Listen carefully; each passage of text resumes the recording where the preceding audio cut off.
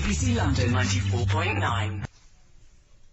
Now, London has 32 boroughs, plus the city, of course, but is that too many? Is it, in fact, 28 too many? A report out this morning is calling for a radical revamp of how our city is run as part of a plan to improve growth and decision-making right across the country and, of course, across the capital.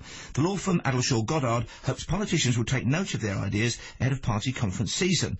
Clive Dutton is an urban regeneration advisor who's worked for Newham Council, was involved in the Olympic regeneration legacy in East London. Morning to you. Now, you have voiced support for the 5 boroughs. Why? Because I don't think it's necessarily a new issue in London. I think it's one that comes round from time to time.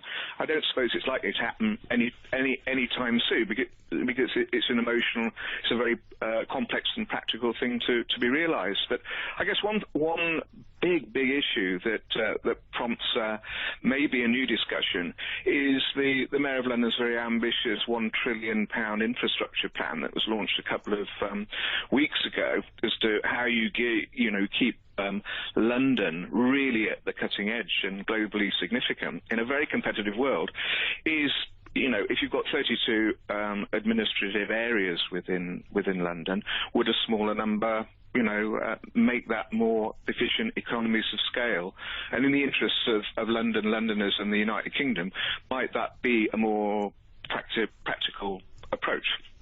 Now, obviously, people will become, they're very, very connected to the area within which they live. But I wonder whether or not that is related to local authority boundaries, or whether or not it's actually to their neighbourhoods, to their, the urban villages, of which there are, probably 1,000. Sure, I mean, that's the thing, London that people connect to in terms of their, their history, their family, their lives, and the way that they tick. Well, that's what's emerging. I mean, that's emerging really already this morning from us. That people might talk about Waltham Forest, but they would tend to say they come from Walthamstow or Woodford Green or Leytonstone within Waltham Forest. They would not normally say where they're from borough-wise.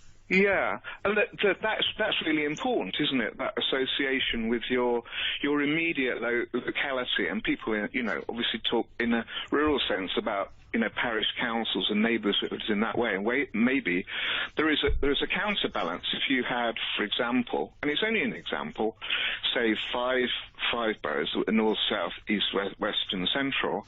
At the same time, like you strengthen the relevance and connectivity of the neighbourhoods within London overall. But in terms of the big picture, sort of internationally, I know every city in every country is very, very, very different, but New York City is approximately the same size as London in terms of population. It has 5 boroughs, seems to work pretty well. Beijing is like approaching 3 times that size, has 14 equivalent of municipal areas of boroughs, and would seem to function. And I say very, very different. Everywhere in the world is different, but it would seem like a very topical point. I think really the thing that's perhaps triggered it is going back to those very ambitious plans about London's infrastructure requirements that would see it through to 2050 to be able to respond to the growth of London and the continued economic significance of London internationally, which is just so important. Clive, thank you very much. Clive Dutton there, urban regeneration advisor. He's worked for Newham Council, involved in the Olympic regeneration legacy in East London. Talking about Beijing, did you see, I don't know whether you don't do Twitter, do you, Paul? But there was a picture on there which said,